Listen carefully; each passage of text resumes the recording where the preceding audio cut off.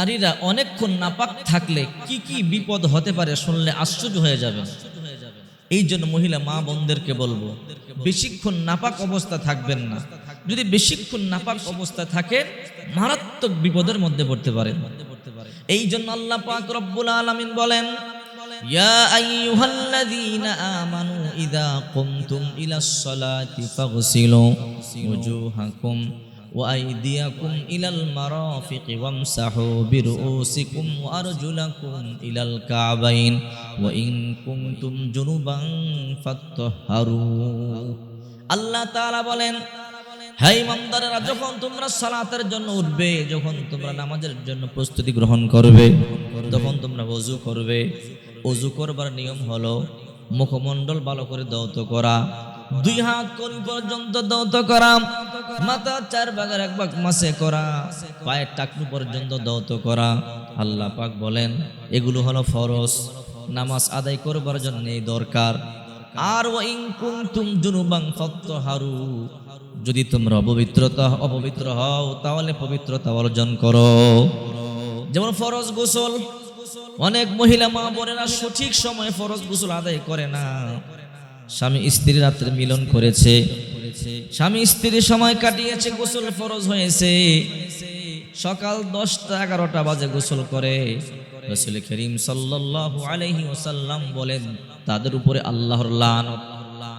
আয় মা বোনেরা, তখন মাটি বলে, আল্লাহ তুমি তাদেরকে আমাকে সুযোগ দাও, আমি গ্রাস করে ফেলি। মাটি পর্যন্ত বদদুয়া দেয়, মাটি পর্যন্ত লানত দেয়। এই জন্য মহিলা মা বোনদেরকে বলবো, যখন গোসল ফরজ হবে তখন সাথে সাথে গোসল করে নেবেন। যদি পানি না থাকে ওযু করে নেবেন।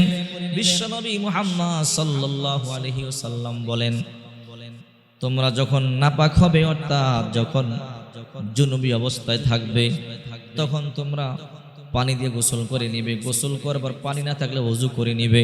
আল্লাহ রাসূল নিজে ওযু করে নিতেন, যদি পানি না থাকতো ওযু করে নিতেন।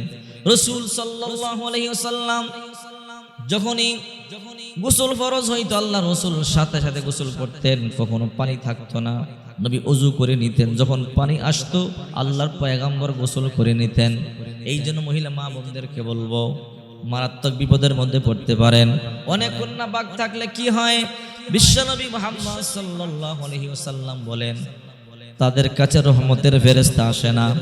আর রহমতের ফেরেশতা যদি না আসে তাহলে তো গজবের ফেরেশতা আসবে। রহমতের ফেরেশতা না আসা মানে গজবের ফেরেশতা আসা। হ্যাঁ মা বোনেরা, আল্লাহর হাবিব মুহাম্মদ রাসূলুল্লাহ সাল্লাল্লাহু আলাইহি ওয়াসাল্লাম বলেন, এই নারীরা অনেক দামি। কেমন দামি?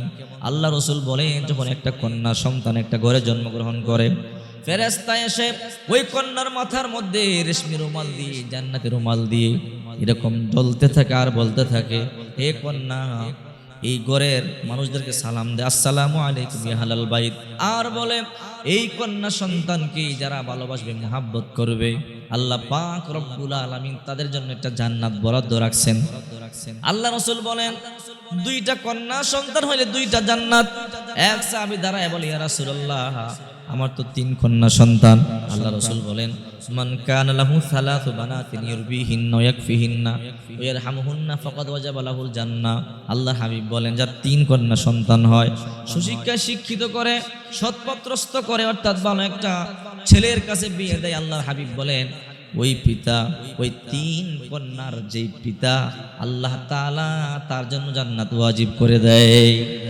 3 কন্যা সন্তান হলে 3 জান্নাত, 2 কন্যা সন্তান হলে 2 জান্নাত, 1 কন্যা সন্তান হলে 1 জান্নাত, 4 কন্যা সন্তান হলে 4 জান্নাত, 5টা কন্যা সন্তান যারা আছে 5টা জান্নাত, 10টা কন্যা সন্তান যারা আছে 10টা জান্নাত, আরো বেশি কন্যা সন্তান যারা আছে আরো বেশি জান্নাত। আরব দেশে তো একজনের 30 জন, 40 জন, 20 জন সন্তান থাকে, তারা 4টা, 3টা, 2টা বিবাহ করে। এই জন্য আপনার আমার নবী বিশ্বনবী মুহাম্মদ সাল্লাল্লাহু আলাইহি ওয়াসাল্লাম বলেন, আল wudu সিলাহুল মুমিন, ওযু মুমিনের চাবি বা অস্ত্র। ওযু হইল আল wudu সিলাহুল মুমিন, ওযু হইল মুমিনের অস্ত্র, শয়তানকে প্রতিহত করার অস্ত্র। যদি আপনি অপবিত্র অবস্থায় থাকেন, শয়তান আপনাকে ধোঁকা দিবে, আক্রমণ করবে। আর যদি আপনি ওযু অবস্থায় থাকেন, শয়তান আক্রমণ করতে পারবে না, ধোঁকা দিতে পারবে না। যখন আপনি অজু অবস্থায় থাকবেন না শয়তান ধোঁকা দিবে, আপনি যখন নাপাকি অবস্থায় থাকবেন শয়তান আপনারা ধোঁকা দিবে, আর যখন আপনি পবিত্র অবস্থায় থাকবেন শয়তান ধোঁকা দিতে পারবে না। এই যে মহিলা মা বোনদেরকে বলবো, অনেকক্ষণ পর্যন্ত যদি আপনি নাপাক অবস্থায় থাকেন তাহলে মারাত্মক বিপদের মধ্যে পড়বেন। রহমতের ফেরেশতা আপনার কাছে আসবে না, গজবের ফেরেশতা আসবে।